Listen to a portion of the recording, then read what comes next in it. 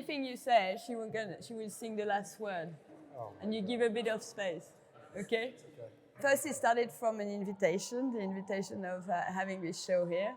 And then it became clear at the time that it was a moment where I really wanted to thank OMAS, thank grandmothers and OMAS and the past, and for the opportunity that I got through them. And then it grew slowly in all the collaboration with Caro, with Sam. We joined the project. We start working on the sound. We start working at gathering a lot of OMAS, different OMAS. You'll see in the exhibition there's like 3 films. One was filmed in a grotto in Marseille, which is really this climb to slowly reconnect with the past. Reconnect with the past. And then we grew there. We just gathered and sort of paused and looked down. And together, after with Sam, we start working on a collaborative performance. Yeah, we went to visit the Venus of Willendorf, just next door, and had an incredible story, actually, that there were many of these Venuses all over Europe. And then we had the idea of making a choir of musicians from around Vienna that is a kind of continuation of these Venuses from throughout time. Well, grandmothers. Passing on was something that Laure was saying from the very beginning. And I was thinking musically about the idea of the round or the ground bass of this thing that's repeating, and so the performance is very much about passing one song to the next person, to the next person, to the grandmas, to the children. To the future as well, yes. Looking at we're digging in the past to talk to the future. Talk to the future. Then there's a lot of singing. To create, we're playing on the journey, the voyage, where you sing on the way, you repeat memories, you repeat histories, and this kind of a loop. The voice, I mean, that's something you work a lot with. Yeah. A lot. There's something that's kind of connected to you, but it's connected by the fact that it goes away, you know, that's the thing that connects it to you. And I love this in Laure, it's like, hello in the cave, you know, it's kind of... OMA! Sorry, sound guy. Yeah, but the thing that connects it to you is the thing that is throwing it away, which I think is really nice. We've been talking all about our grandmothers and what they taught us. And for me, my grandma and her hands was teaching me about how to blow bubbles and how to work with my hands. And so the music is actually taken from grandma's hands. Grandma's. So the harmony is secretly grandma's hands.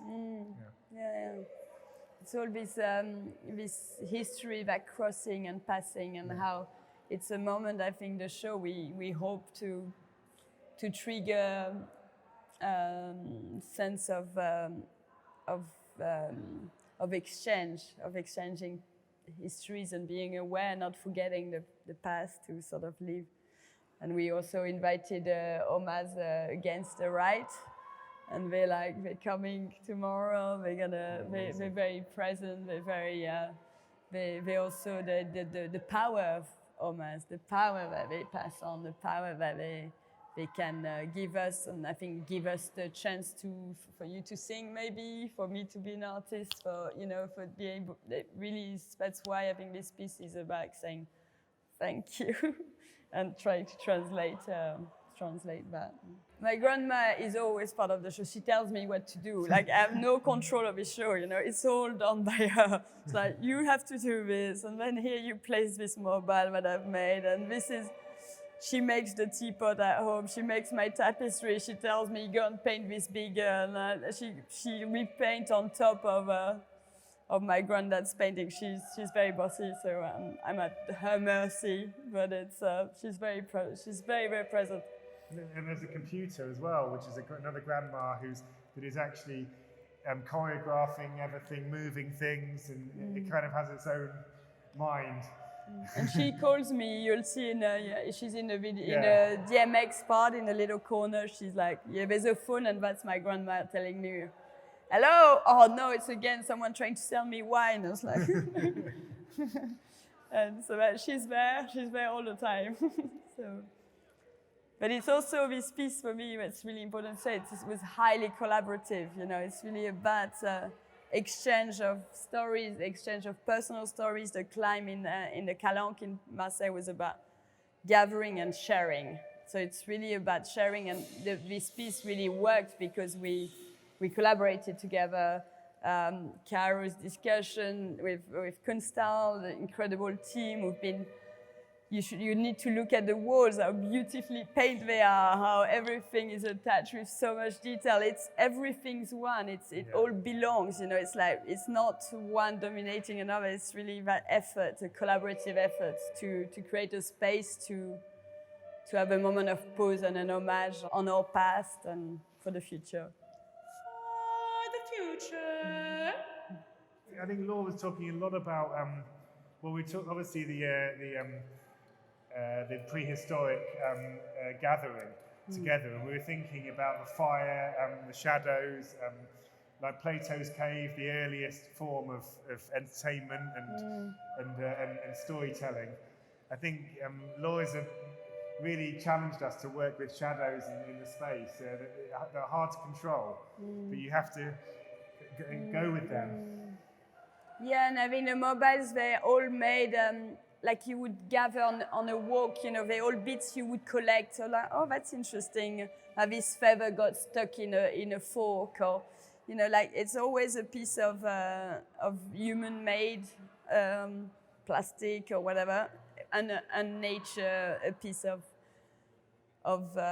non-human made, and it's really always this. Each piece is like that. So if you look carefully, there's always these two elements, and I think that's.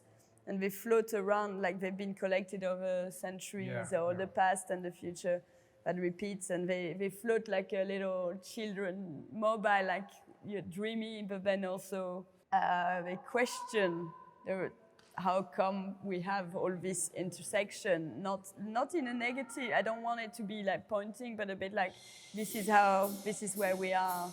These are little gathering proposition, like you're protected by this structure to invite to also gather. It's really a gathering tool, and you realize after a while that there's it looks like a boob, and there's a little cave to warm up around your iPhone if you need to, and keep warm. The people at the museum, the Natural History Museum, they said that they know that they used to gather, and they often used to come back again and again to the same fireplace. Which, and when we were just thinking about them talking and making, and it's incredible. And the idea of migration, already we know that the stone came from Italy. So I think when I filmed in Marseille, I felt really connected to the Mediterranean. There was migration and passing on, and there's of course a massive jump to now, but still it's this idea of migrating and passing on story and holding on your history or on your loved ones as well. Loved ones as well. C'est bon?